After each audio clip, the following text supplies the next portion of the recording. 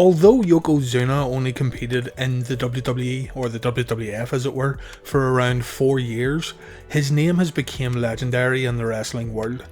Coming into the WWF and working through the years when business was down, it's remarkable that Yokozuna was able to cement a legacy in the troubled early to mid 90s World Wrestling Federation. A Royal Rumble winner, a 2-time Tag Team Champion, and a 2-time World Heavyweight Champion, Yokozuna accomplished a lot during his time with the company. What made Yokozuna unique was obvious. His large size made him a spectacle and a must-see performer. However, it was also this unique trait that led to the ultimate downfall of Yokozuna. Born on October 2nd, 1966 in California, Rodney Anoa'i grew up in a family full of wrestlers. Uncles Afa and Sika, the wild Samoans, trained Rodney to become a professional wrestler. The Anoa'i family itself originated from American Samoa, with the siblings becoming known as the Samoan Dynasty. While all members of the family were not biologically related, the names that grace the family are indeed extremely noteworthy. Peter Maivia, Umaga, the Usos, The Rock, Roman Reigns and Rikishi all represent the Anoa'i clan, among others. Afa and Sika were known and respected for developing tough and hard-hitting wrestlers. Yokozuna was really no different. The very first dates we have recorded for Yokozuna matches actually date all the way back to 1985. Working as the Great Kokina, Rodney began working in mid-1985 for International World Class Championship Wrestling, a company that became inactive 10 years later. The Great Kokina would also team up with Samoa to form the Samoans tag team in the CWA in Memphis during 1988. In this same year, the Great Kokina went off to work for New Japan Pro Wrestling. Rodney would continue to work in New Japan right up until his WWF debut, coming back to America for periods of time to work for the Universal Wrestling Association in Mexico and the AWA in America. A lot of articles online like to point out that Yokozuna had worked in the AWA, but in reality he only worked 4 dates for the promotion. When working in the States during this time, Rodney took on the name Kokina Maximus.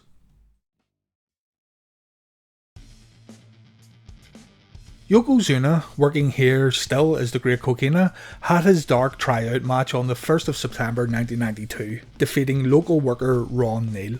He went back to New Japan to finish up his commitments before starting full-time with the World Wrestling Federation in October of 1992. He debuted the Yokozuna character in his first TV match and was fed enhancement guides before making his pay-per-view debut at the Survivor Series in November. Yokozuna was initially billed as being from the Polynesian Islands and weighing in at 505 pounds, and he defeated Virgil here at Survivor Series 92 in around 3.5 minutes. As you can see, Mr. Fuji was Yokozuna's manager. Yokozuna quickly became a dominating force in the WWF. After appearing on the first ever match on Monday Night Raw, he went into the 1993 Royal Rumble as the favourite and he won the Rumble match after eliminating Macho Man Randy Savage. This victory meant that Yokozuna would be on his way to WrestleMania to challenge the WWF Champion in the main event.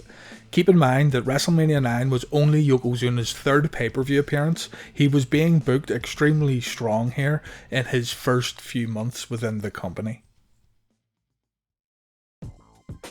After feuding with Jim Duggan on his road to WrestleMania, Yokozuna arrived at Caesar's Palace to take on Bret Hart for the WWF Championship. We have talked about this before and everyone knows the story, but briefly, after Yokozuna won the championship, Hulk Hogan used his backstage pull to win the title after the Bret vs Yokozuna match took place. Much is made of Bret Hart's feelings towards the end of WrestleMania IX, but we don't really spare a thought for Yokozuna, who had just won his first WWF Championship here, but then had it taken away by Hulk Hogan.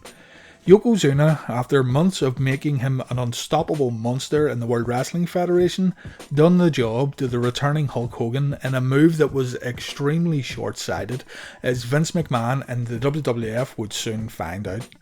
I will say this though, in hindsight, yes, putting the belt on Hogan here was a bad move, and it is still somewhat annoying to see today, but watch this back when Hogan does win the belt. You can't say that the crowd doesn't pop huge when the Hulkster gets the 1, 2, 3. It's easily the biggest pop of the night. I wasn't a fan of this when it happened though, and I'm still not a fan of it today. But even I can't deny that the crowd goes insane when Hulk Hogan wins the belt at WrestleMania IX. By the time Yokozuna got his rematch at the King of the Ring in 1993, he had already put on an extra 50 pounds since his WWF debut, and it was noticeable. The Hogan vs Yokozuna match at King of the Ring is, well, it is what it is. It wasn't great. The finish saw a photographer shoot a Hadouken fireball out of his camera, which hit the Hulkster and allowed Yokozuna to pick up the victory. I'm not a fan of this match at all. It's like an extreme example of Hogan's refusal to lose clean. This was all done to write Hogan off TV as he went to pursue some acting gigs, but as it would turn out, Hogan wouldn't come back to the WWF and instead he would go to work for Ted Turner's WCW. The takeaway here though, even though the finish was laughably bad, is that Yokozuna could now begin his title run. When it became clear that Hogan wasn't returning to the WWF, Vince McMahon's knee-jerk reaction was to try and build the next All-American hero, and Lex Luger would get the honour. Lex's WWF run has been covered already on this channel, so if you want to learn more, definitely check out that video. In short, Lex was getting pushed into the main event, and it all started when he body slammed Yokozuna during a competition initiated by Yokozuna and Mr. Fuji. This led to Lex Luger getting a title shot at SummerSlam, a match that Lex won by countout, meaning the title did not change hands. The post-match celebration here is weird to look back on though, as Lex appears to be over the moon to have won via countout, totally forgetting that he didn't win the championship. Clearly Vince had second thoughts here about putting the belt on Luger, but he's told Lex backstage to still give the fans that feel-good moment, only, well, it didn't feel very good. Of note though, in regards to Yokozuna, is that Jim Cornette was now in his corner. I know people have different thoughts on Jim Cornette, and in particular, many modern fans don't like him, but back here, Jim Cornette was so entertaining during his on-screen WWF segments. It should also be mentioned here that Yokozuna had put on even more pounds going into SummerSlam 93. Survivor Series next, and this kicked off the feud between Yokozuna and The Undertaker. During the main event traditional Survivor Series match, Undertaker and Yokozuna brawled and ended up getting eliminated via double countout. This led to the infamous Casket match at the Royal Rumble in 1994. This match is recommended, even though there are signs here that Yokozuna's weight is beginning to cause some issues. It's still an entertaining match with a crazy yet memorable finish. During the closing moments, a bunch of heels come to the ring to take out The Undertaker. Taker ended up getting locked in the casket and Yokozuna was declared the winner. As the heels took Undertaker back up the ramp, smoke began coming out of the casket. We then saw Undertaker on the screens, and he said to us that we will witness the rebirth of The Undertaker as he floated away from the screen and up to the sky. Great stuff. Also at the Royal Rumble, Bret Hart and Lex Luger managed to eliminate each other at the same time in the final moments of the Royal Rumble match. It was decided that both men would get a title shot at WrestleMania X, and a coin toss decided who would face Yokozuna first. Lex Luger got the first shot, but he was unsuccessful. Bret Hart, later in the night, would defeat Yokozuna for the WWF Championship. Yokozuna, having worked 2 matches here at WrestleMania X, was very slow getting around the ring. He was still putting on weight, and after losing the title at WrestleMania X, Yokozuna's main event status seemed to fade away. Before dealing with the rebirth of The Undertaker later in the year, Yokozuna had the first ever worked sumo match in the WWF against Earthquake, a match that he lost. At the 1994 King of the Ring, Yokozuna and Crush failed to win the tag team titles in a match against the Head Shrinkers, but by the time Survivor Series came around, Yokozuna had to face The Undertaker in another casket match. This one was okay, not as memorable as the original at the Royal Rumble, but still worth a watch, if only to see Chuck Norris as the special guest enforcer.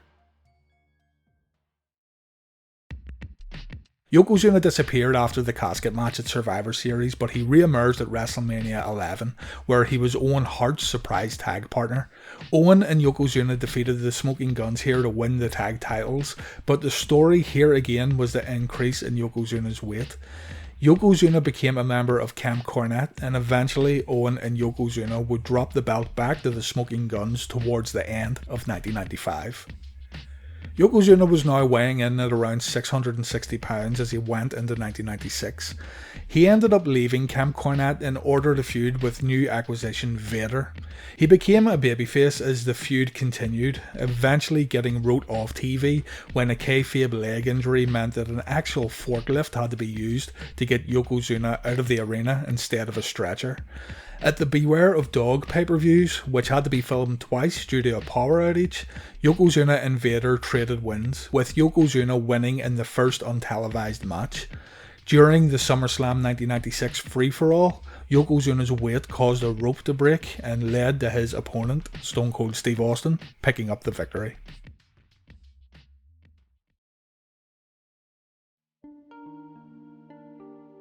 Yokozuna's final WWF appearance occurred at the 1996 Survivor Series, where his traditional Survivor Series match ended in a no contest.